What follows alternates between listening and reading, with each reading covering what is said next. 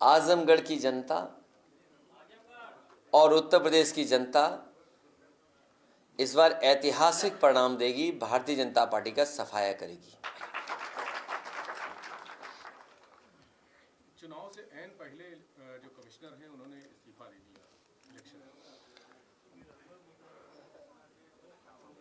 Election commission से किसी अधिकारी का जाना पहली बार नहीं हुआ है।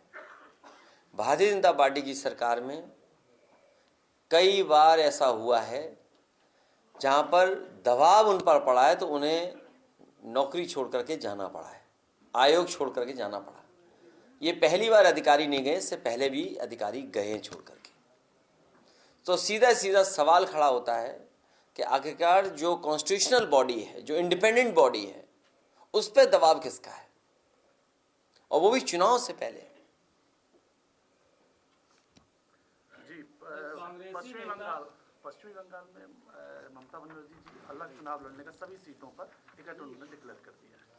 आज उनकी रैली थी, मुझे जानकारी नहीं है। मैं क्योंकि कार्यक्रम में था, लोगों से मिल रहा था, मुझे जानकारी नहीं है। सर, जयराम रमेश ने भी टीएमसी पे हमला बोला। उन्होंने कहा कि इंडिया ब्लॉक चाहता है कि बंगाल में भी वो साथ लड़े, लेकिन एक तरफा सीटें साझा करना ये ठीक नहीं है। चित्रकूट का एयरपोर्ट नेताजी और समाजवादी पार्टी ने बनवाया था, उसका उद्घाटन आज हुआ है। आजमगढ़ का एयरपोर्ट नेताजी और समाजवादी पार्टी ने बनाया था, उसका उद्घाटन हुआ है। मुरादाबाद का एयरपोर्ट नेताजी और समाजवादी पार्टी ने बनाया था, उसका उद्घाटन हुआ है। अरे ये सरकार अपना कुछ बनाए हुए का उद्घाटन करेगी कि दूसरों का ही उद्घाटन करती रहेगी?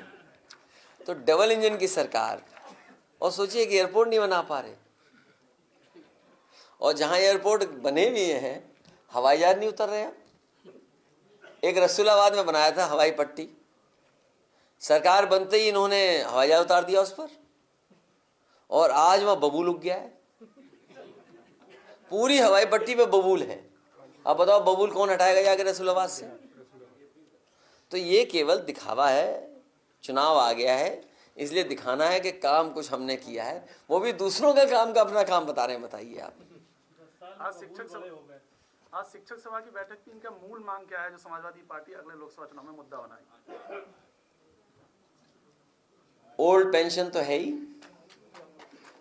और वित्त विहीन वालों की हमने मदद की थी, वो भी मुद्दा है, और शिक्षा का स्तर बेहतर हो, और शिक्षा मित्रों को जो समायोजन या जो व्यवस्था समाजवादी पार्टी कर रही थी वही रास्ता है शिक्षा मित्रों का, जिससे कि उसी तरह का शिक्षक की तरह वो काम कर पाएंगे। लेकिन शिक्षा मित्रों के साथ भी भारतीय जनता पार्टी ने धोखा किया। अगर शिक्षा मित्रों की कोई मदद कर सकता है तो वो है केवल समाजवादी पार्टी। शिक्षक सभा के सभी पदाधिकारियों का धन्यवाद देता हूं। उनका ये कार्यक्रम था। हमारी पार्टी के शिक्षक सभा के सभी पदाधिकारियों ने ये संकल्प लिया है कि आने वाले चुनाव में समाजवादी पार्टी और गठबंधन कैसे जीते, उस दिशा में लगातार काम करेंगे। और जहां कहीं भी वोटर लिस्ट या भारतीय जनता पार्टी का जो गलत प्रोपेगेंडा है, नफरत भरा प्रोपेगेंडा है, भेदभाव वाला प्रोपेगेंडा है, उसका जगह जगह पर जनता के बीच में अपनी बात रखेंगे और उसका मुकाबला करेंगे। भारतीय जनता पार्टी की सरकार में शिक्षा का स्तर गिरा है, और हर स्तर पर गिरा है।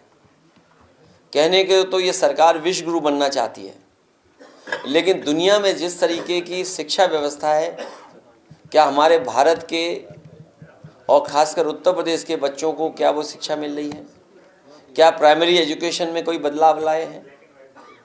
क्या सेकेंडरी, हायर सेकेंडरी स्तर पे कोई बड़ा फैसला सरकार ने लिया है? इंटरमीडिएट के लिए कोई बड़ा फैसला लिया हो, या हायर एजुकेशन में कोई बड़ा सुधार लाए हों? जो इनकी एजुकेशन पॉलिसी है वो भी गरीबों को पढ़ाई से दूर करने की है।